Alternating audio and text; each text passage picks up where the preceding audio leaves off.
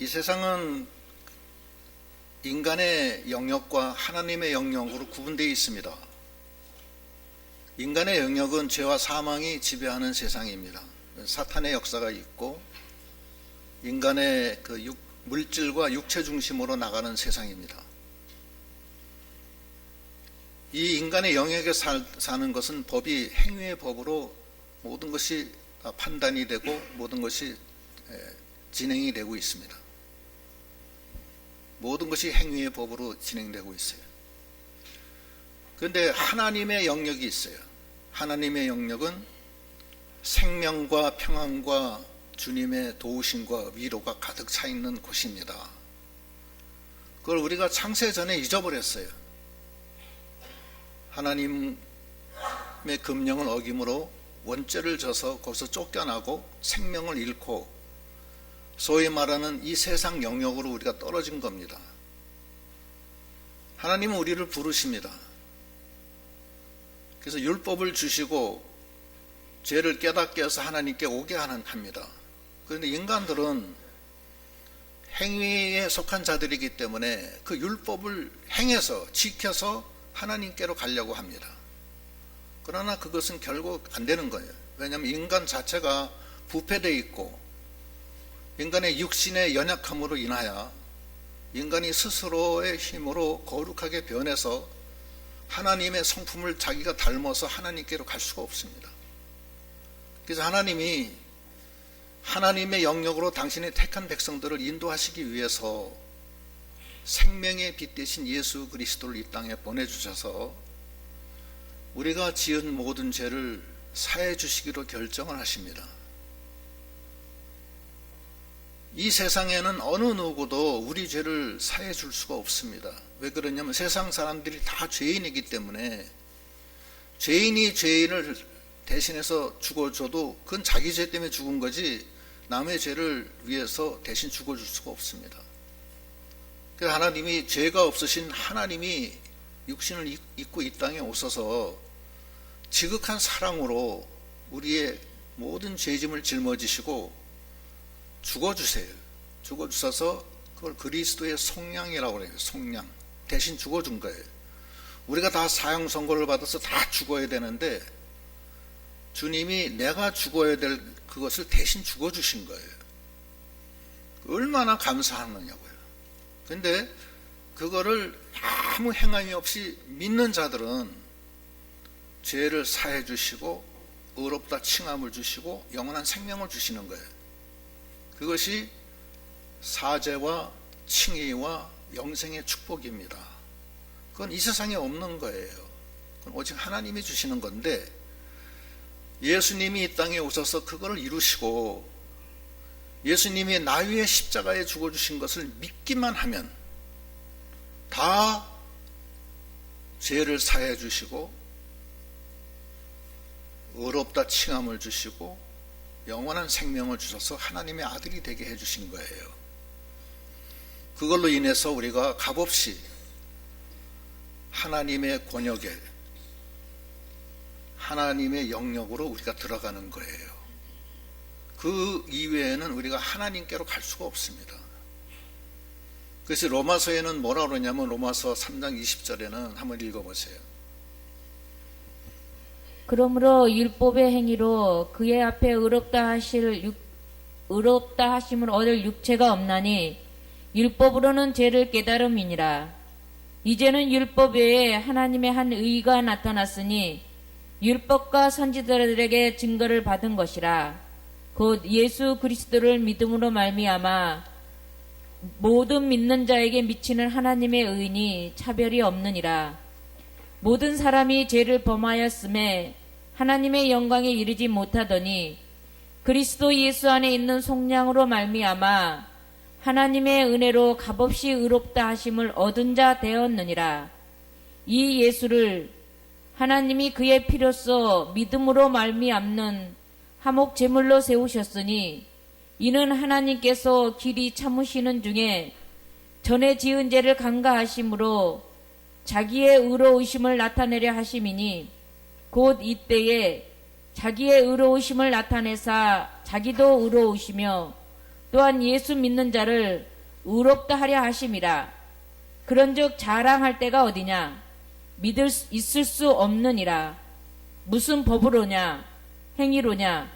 아니라 오직 믿음의 법으로니라. 예, 오직 믿음의 법으로만, 값없이 예수 그리스도의 속량이라는 것은 우리 죄값을 대신 치러주는 걸 속량이라고 그래요. 내가 죽어야 되는데 예수님이 나 대신 죽어주신 거예요. 나는 죄인이에요. 나는 죄인인데 내 대신 죄를 값을 다 치러주셨기 때문에 내가 하늘나라 가면 죄값이 있어요? 없어요?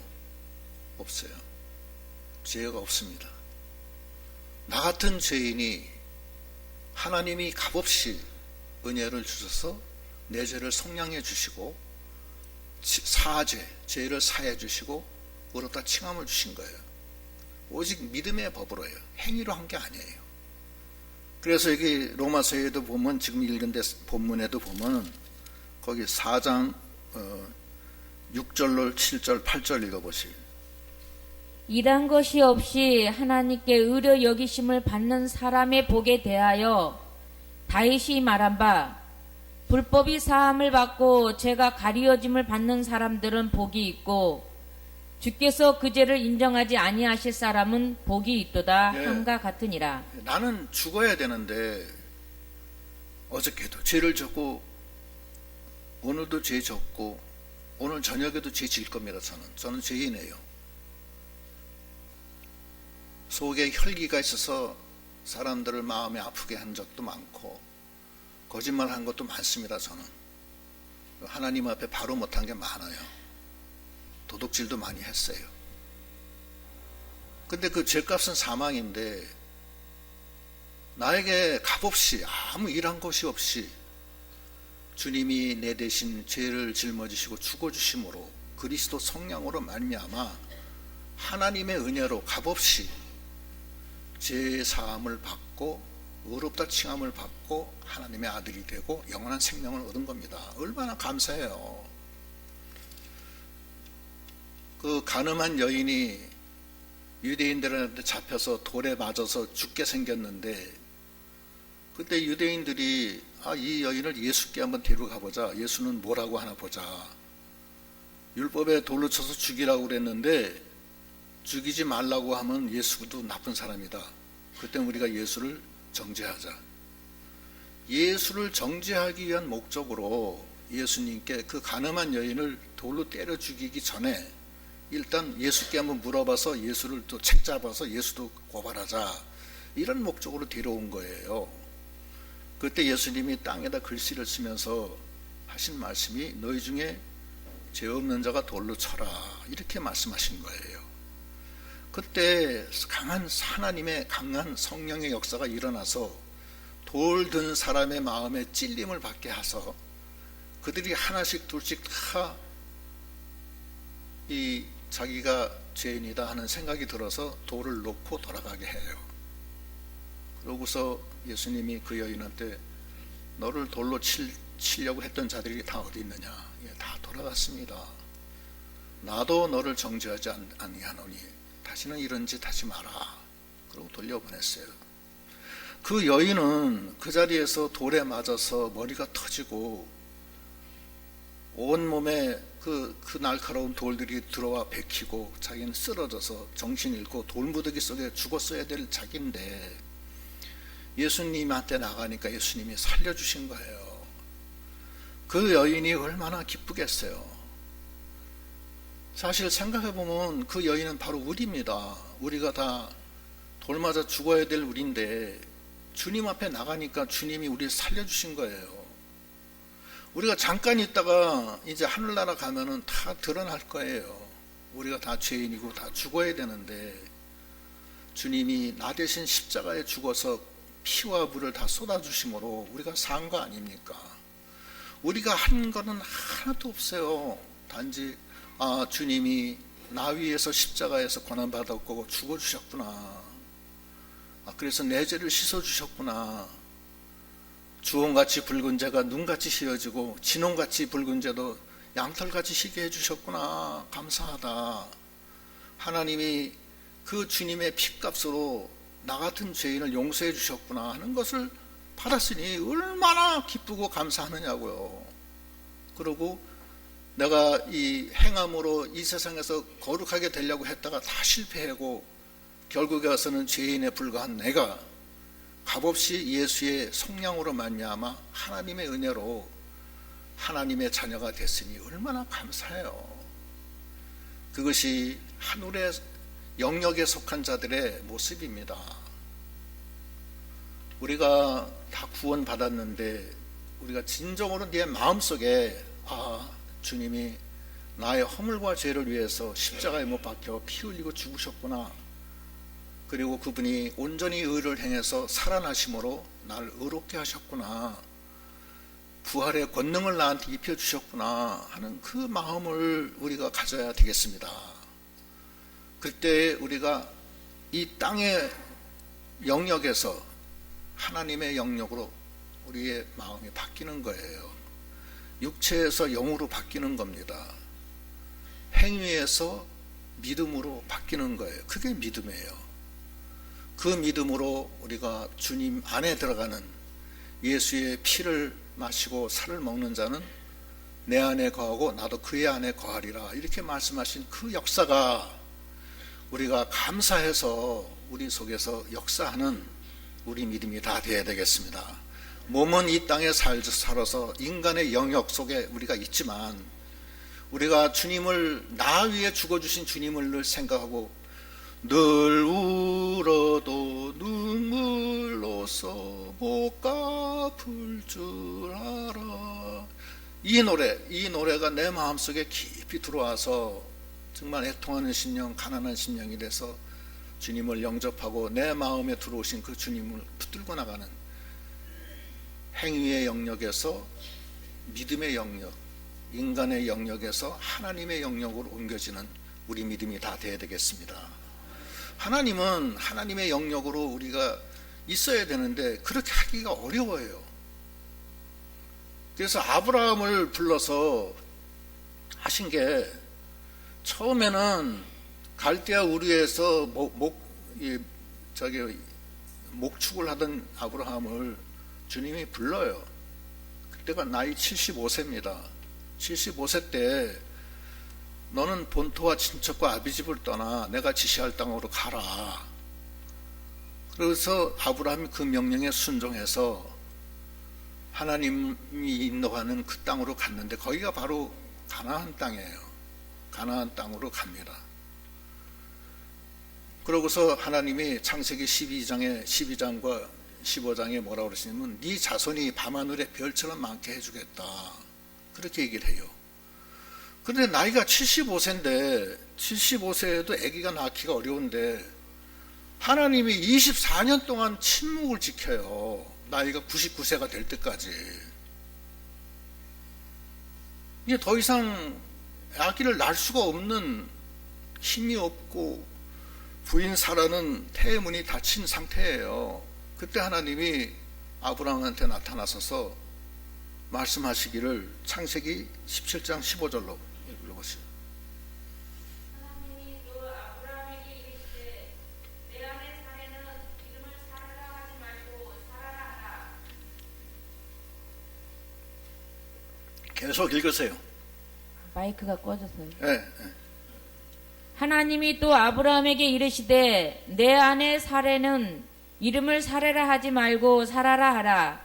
내가 그에게 복을 주어 그가 네게 아들을 낳아 주게 하며 내가 그에게 복을 주어 그를 여러 민족의 어머니가 되게 하리니 민족의 여러 왕이 그에게서 나리라.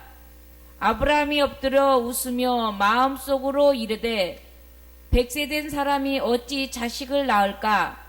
사라는 90세니 어찌 출산하리요 하고 아브라함이 이에 하나님께 아뢰되 이스마엘이나 하나님 앞에 살기를 원하나이다. 네, 하나님이 아니 75세 됐을 때 진작 불러서 그때 아기를 줬으면 아무 문제가 없는데 24년을 기다리게 한 거예요.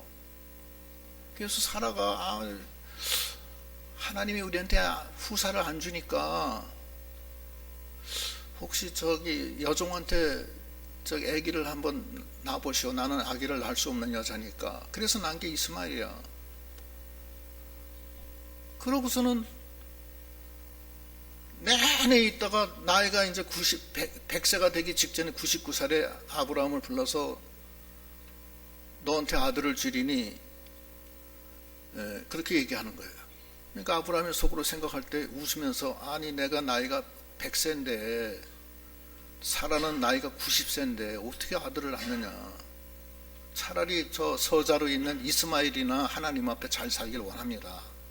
이렇게 얘기한 거예요. 하나님은 아브라함에게 믿음을 주려고 한 게 믿음. 네가 인간적인 생각으로 불가능하다 그렇게 생각하기 때문에 안 되는 거예요. 그게 행위에 속한 자들의 생각이에요. 육신에 속한 자는 하나님이 생각을 불가능하게 생각하는 거예요. 하나님이 아브라함을 감동시켜서 마음을 바꿔줘요. 믿음의 마음으로 바꿔요. 바꾼 게 여기 본문에 17절부터 읽어보세요. 기록된 바 내가 너를 많은 민족의 조상으로 세웠다 하신가 같으니 17절이 왜 안 나와요? 나오세요. 예? 성경이 나와야지. 방송실 됐어요. 기록된 바 내가 너를 많은 민족의 조상으로 세웠다 하신가 같으니 그가 믿은 바 하나님은 죽은 자를 살리시며 없는 것을 있는 것으로 부르시는 이시니라. 아브라함이 바랄 수 없는 중에 바라고 믿었으니 이는 네 후손이 이같으리라 하신 말씀대로 많은 민족의 조상이 되게 하려 하심이라. 그가 100세나 되어 자기 몸이 죽은 것 같고 사라의 태가 죽은 것 같음을 알고도 믿음이 약하여지지 아니하고 믿음이 없어 하나님의 약속을 의심하지 않고 믿음으로 견고하여져서 하나님께 영광을 돌리며 약속하신 그것을 또한 능히 이루어지실 줄을 확신하였으니 그러므로 그것이 그에게 의로 여겨졌느니라. 아브라함이 마음이 바뀌어졌어요. 나는 애기 못 낳습니다. 내 나이가 몇인지는 아십니까? 내 나이 100살입니다. 내 몸은 이제 죽은 자와 똑같습니다. 살아도 태가 이제 다쳤습니다. 살아 90살입니다. 그러면서 속으로 웃었어요. 그런 아브라함이 바뀌었어요. 하나님은 죽은 자도 살리시고 없는 것도 있는 것처럼 부르시는 하나님이신 줄 믿고 바랄 수 없는 중에 바라고 믿었다.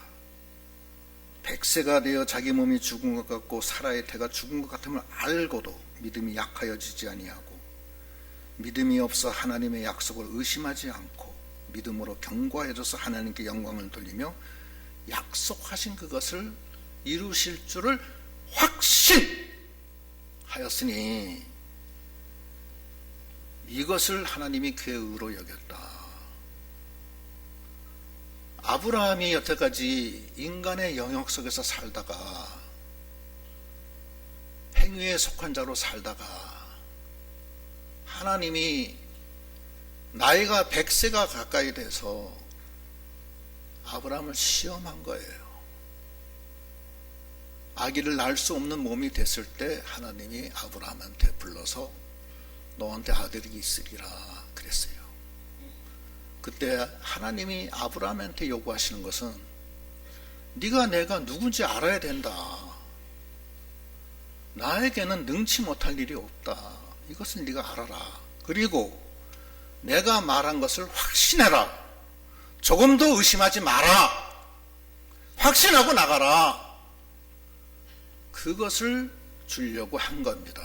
그래서 일부러 갈대아 우리에서 나이 75세 데리고 나왔다가 내내 안 주다가 이제는 다 늙어서 희망이 없을 때 하나님은 주시는 하나님이십니다. 우리는 하나님이 하늘에 영역으로 우리를 부르시고 있습니다.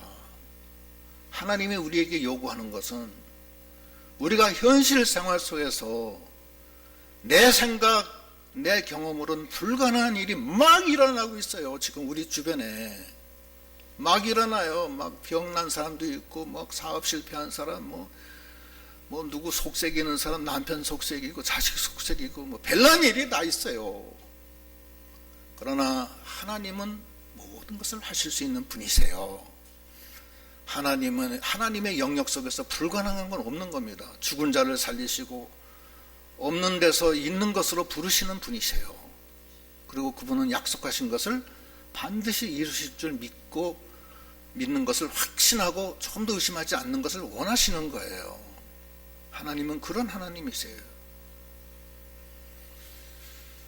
하나님이 가브리엘 천사를 나사렛에 있는 한 소녀 마리아한테 보내요. 마리아한테 뭐라고 그러시냐면 너에게 아들이 있으리라 이름을 예수라 하라 그렇게 명해요.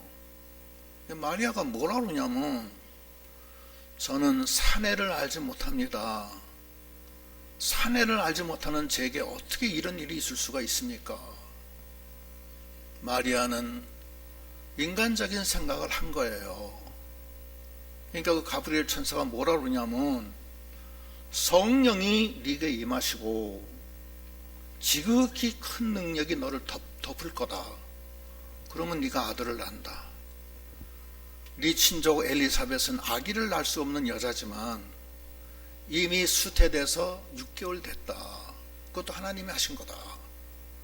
대저 모든 하나님의 말씀은 능치 못할 것이 없느니라 이렇게 말씀하셨어요.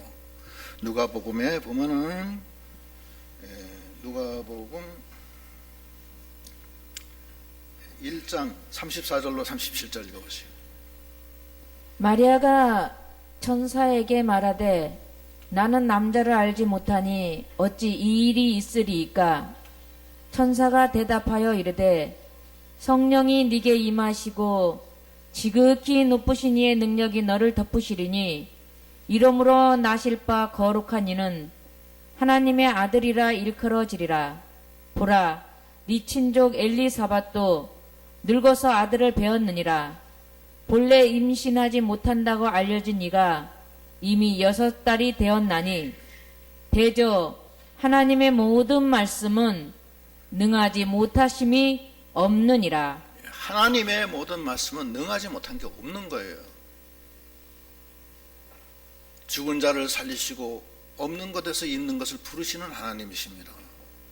물을 포도주로 만드시는 분이세요. 죽은 나사로가 죽은 지 나흘이 돼서 썩는 냄새가 났을 때 예수님이 그 무덤 앞에 나가서 무덤 문을 열어라 하니까 옆에 있던 마르다가 주여 죽은 지 나흘이 돼서 썩는 냄새가 납니다. 그러니까 예수님 말씀이 네가 믿으면 하나님의 영광을 본다 하지 아니하느냐 얘기하시고 무덤 문을 열어놓은 상태에서 나사로야 나오라나 하니까 나사로가 거기서 나왔어요. 수의를 동인 채로. 하나님은 그런 하나님이세요. 하나님은 우리를 하나님의 영역으로 부르시는 것입니다. 여러분들은 다 하나님의 아들이십니다. 예수님이 여러분을 위해서 피 흘려 죽으시고 여러분의 죄값을 다 속량해 주시고 불의한 여러분들을 의롭다 칭함을 주시고 다시는 정죄함이 없는 주 안에서 정죄함이 없는 귀한 하나님의 아들로 불러주신 다음에 그 다음에 하나님이 하나님의 유업을 잊게 하기 위해서 주시는 거예요. 그 하나님의 영역으로 들어가는 우리 믿음이 다 돼야 되겠습니다. 아주 간단해요. 자기의 생각을 버리면 돼요. 자기가 믿는 것, 자기 인간적으로 이거 안 되는데 나는 사내를 알지 못하는데 어떻게 제가 아들을 낳습니까?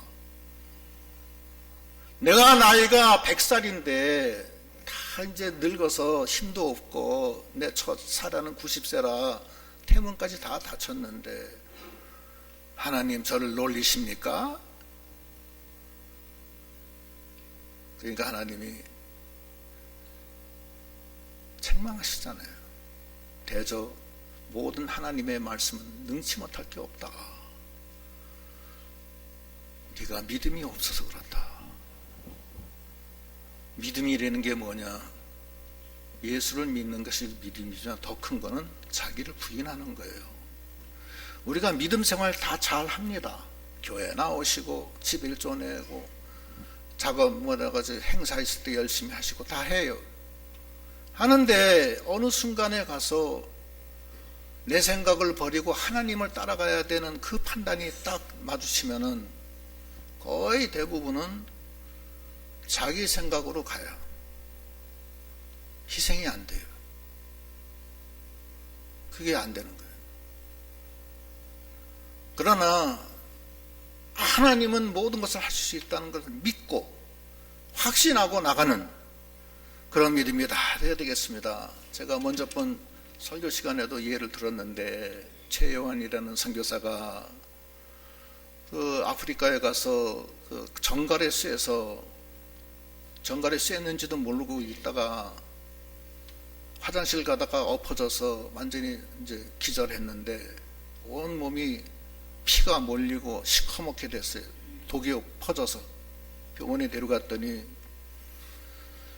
이 아이는 죽는다. 이 사람은 아이가 아니라 이 사람은 죽습니다. 정갈독은 즉시 데려와도 살까 죽을까 하는데 온 몸에 독이 퍼져서 이제 못 살아납니다. 2시간 내로 죽습니다.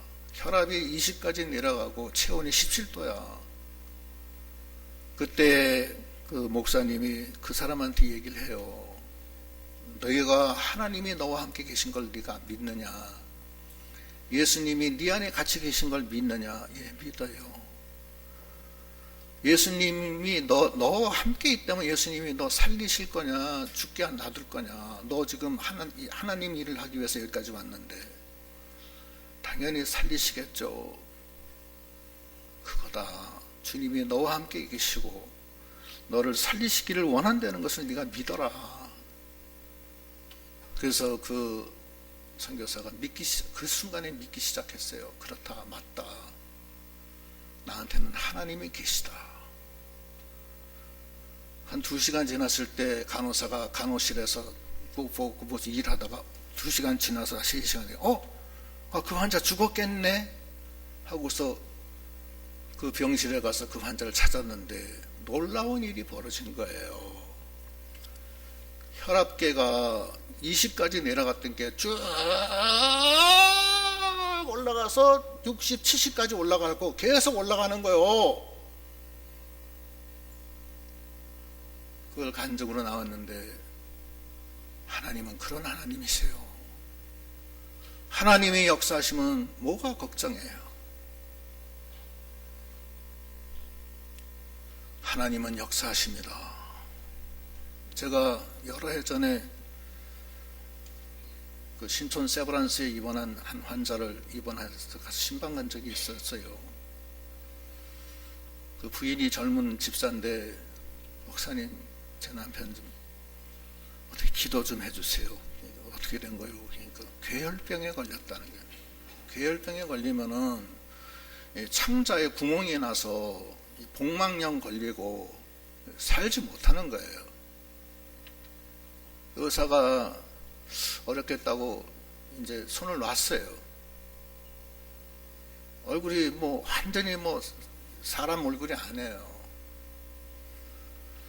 근데 어떻게 됐든 간에 그때 하나님의 은혜를 그 청년이 받았어요. 그 젊은 사람이 받아서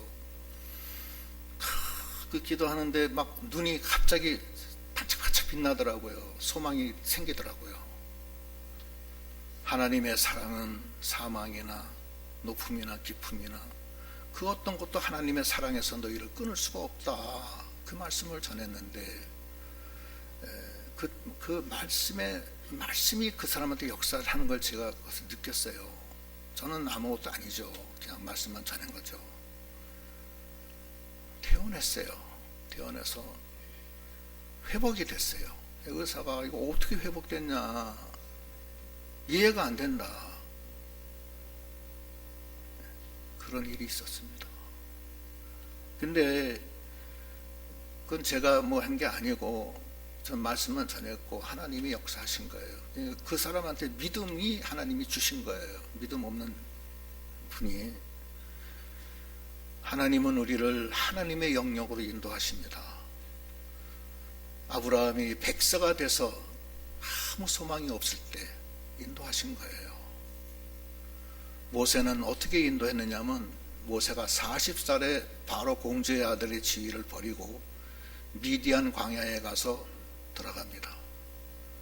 거기서 40년 동안 지나게 한 다음에 나이가 80 됐을 때 이제 더 이상 소망이 없고 죽는 날이 가까웠을 때, 그때 하나님이 모세를 불러서 너는 이제 내가 너를 통해서 애굽에 종살이하는 애굽 백성들, 이스라엘 백성을 건져내겠다, 이렇게 지시를 하십니다. 모세의 믿음을 보시는 거예요. 처음에 안 가겠다고 했어요. 하나님이 책망하셔서 순종해서 하나님의 놀라운 역사가 일어나서 400년 동안 종살이하던 이스라엘 백성이 거기서 나오잖아요.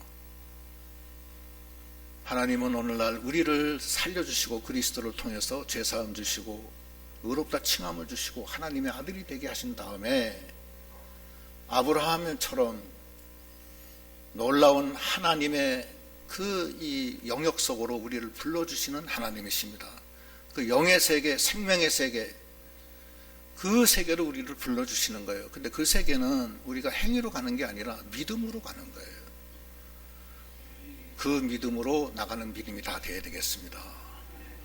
아브라함에게 주신 믿음은 아브라함을 위한 게 아니고 누구를 위한 거냐? 우리를 위한 거라고 그랬어요. 거기 보면은 본문에 23절 24절 읽어보세요.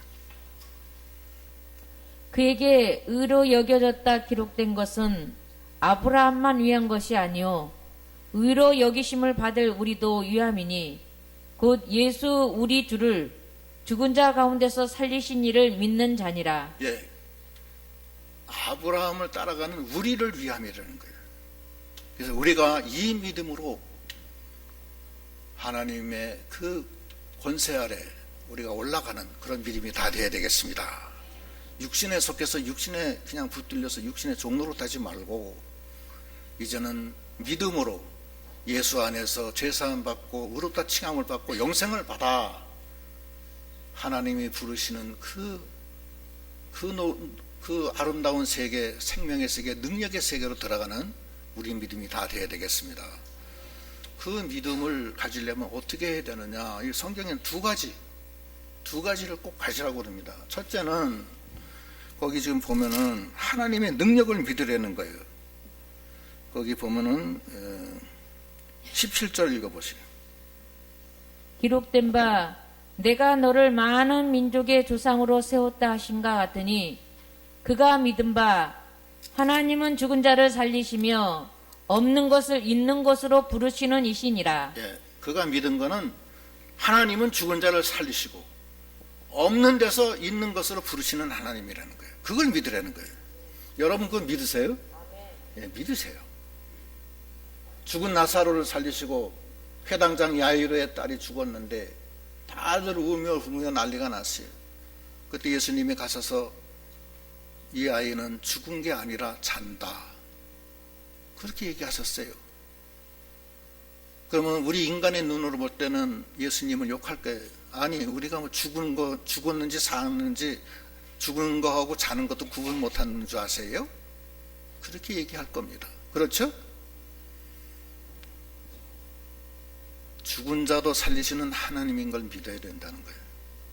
없는 데서 있는 것을 부르시는 분, 5,000명을 떡 5개 물고기 2마리로 배불리 먹이고 12바구니가 남게 해주시는 주님, 포도주가 떨어진 결혼 피련에 가서 물을 포도주로 만드시는 주님, 그 주님을 믿으라는 거예요.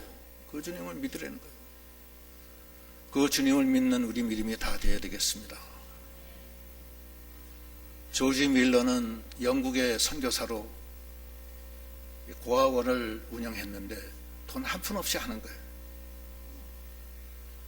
5만 번 기도 응답을 받았는데 하루는 고아들이 3,000명이나 되는데 먹을 게 딱 떨어졌어요.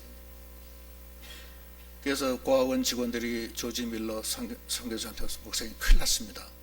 먹을 게 하나도 없습니다. 어떻게 하면 좋죠? 그러면 애들을 식당으로 전부 다 집합을 시켜라. 트레이를 들고 식당에 딱 전부 다 집합을 해서 있어요. 조지 밀러는 하나님 앞에 기도해요. 하나님, 이 아이들을 살려주십시오. 기도할 때 식당 문을 누가 두들겨, 바깥에서 탕탕탕탕 두들기는데 문을 열어보니까 아이고, 저희가 우유 배달하다가 바퀴가 빠져서 이 고아원 앞에 지금 멈췄는데 이 우유 그대로 놔두면 상합니다. 이 우유를 여기서 좀 쓰실 수가 있습니까? 예, 쓰죠. 우유를 여러 사람이 가서 들고 와가지고서 3,000명 고아를 먹이는 거예요. 그 다음에 조금 있더니 또 땅땅땅땅 누가 두들겨요. 빵집 사장이 와서 어젯밤부터 제가 가슴이 아파가지고서 이 빵을 이 고아원에다 갖다 줘야 되겠다는 생각이 들었다는 거야. 그래서 이 뜨끈뜨끈한 빵을 좀 여기서 받아주십시오. 내가 마음이 아파서 어젯밤부터 이렇게 감동이 맞다는 거예요. 빵과 우유가 잔뜩 받아가지고서 이 고아들을 다 먹였어요. 조지 밀러의 수기에 나옵니다. 하나님은 그런 하나님이세요. 없는 데서 있는 것을 이루시고 죽은 자를 살리시는 하나님, 그 능력을 우리가 믿는 믿음이 다 되어야 되겠습니다. 우리가 연약해요. 의사가 당신은 6개월밖에 못 살아. 그러면 6개월 후에 죽어. 왜 죽어요? 하나님이 함께 하시는데. 그렇잖아요? 그 다음에 두 번째 믿음이 중요한 것은 조금도 의심하지 말라는 거예요. 여기 밑에 보면은 19절부터 읽어보세요. 19절 20절. 그가 100세나 되어 자기 몸이 죽은 것 같고 사라의 태가 죽은 것 같음을 알고도 믿음이 약하여지지 아니하고 믿음이 없어 하나님의 약속을 의심하지 않고 믿음으로 견고하여져서 하나님께 영광을 돌리며 약속하신 그것을 또한 능히 이루어지실 줄을 확신하였으니. 확신하는 게 필요해요. 의심하지 말라는 거예요. 하나님은 의심하는 자에게는 안 주십니다. 조금도 의심하지 말라는 거예요. 그 누가복음 11장 22절에도 나오죠. 한번 읽어보세요. 의심하면 안 돼요. 읽어보세요. 예수께서 그들에게 대답하여 이르시되 하나님을 믿으라. 내가 진실로 너희에게 이르노니 누구든지 이 산더러 들리어 바다에 던져지라 하며 그 말하는 것이 이루어질 줄 믿고 마음에 의심하지 아니하면 그대로 되리라. 이루어질 줄 믿고 마음에 의심하지 아니하면 그대로 된다. 믿고 구한 것은 이루어진 줄로 받은 걸로 믿어라. 그 믿음, 그것이 믿음의 세계에 있는 사람의 믿음입니다. 그 믿음으로 나가는 우리 믿음이 다 돼야 되겠습니다. 제가 사내를 알지 못하는데 제가 어떻게 아들을 낳습니까? 그게 우리입니다. 내가 100세가 돼서 몸이 죽은 것 같은데 어떻게 내가 자식을 갖습니까? 그게 우리들이에요. 자기 형편과 처지에 매달려 가지고서 하나님의 약속, 하나님의 은혜를 저버리지 않는 우리 믿음이 다 돼야 됩니다. 자기가 중요해요? 하나님이 중요해요? 하나님이 중요하죠. 하나님이 중요한 거예요. 12해 혈루병 앓는 그 여인이 하나님 앞에 나가면 하나님이 나를 낫게 해주신다는 그 믿음으로 나갈 때 하나님이 그 믿음으로 구해주시잖아요. 마태복음 9장 20절로 22절. 12해 동안이나 혈류증으로 앓는 여자가 예수의 뒤로 와서 그 겉옷가를 만지니 이는 제 마음에 그 겉옷만 만져도 구원을 받겠다 함이라. 예수께서 돌이켜 그를 보시며 이르시되 따라 안심하라.